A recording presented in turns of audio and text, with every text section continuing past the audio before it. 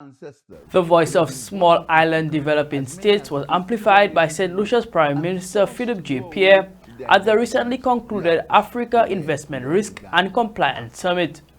This summit convened from July 22nd to 23rd under the theme Sustainable Resource Extraction in a Changing Climate, Compliance, Strategies and Innovation, focusing on investment and risk perception for the African continent and its partners.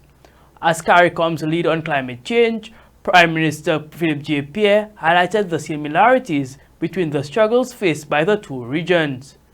Countries in the Caribbean and in Africa are essentially being told to adapt and become more resilient to climate change. However, telling countries that are already struggling to overcome years of systemic poverty and exploitation that they must be resilient is like telling the fish it needs to start learning to walk on land. Without sufficient financial resources, adaptation is but a pipe dream. In many instances, what we are left with are climate refugees and climate migration. It is everyone's business to provide Africa with the resources it needs to set out on a climate-resilient, sustainable pathway. Additionally, the Prime Minister called on the developed world to play their part in helping to mitigate climate change. Particularly, he emphasized the reality that traditional methods to determine funding viability cannot be used given the unique circumstances faced by developing states. We continue to wait for the $100 billion promise made years ago to fund climate action.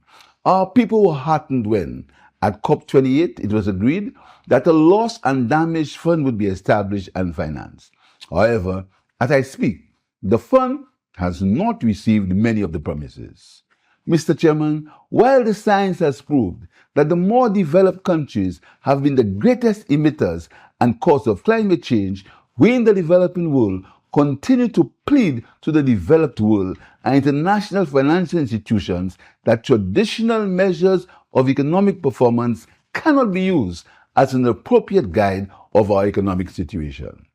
Moving forward, the Prime Minister indicated that the upcoming COP29 summit should focus on finances.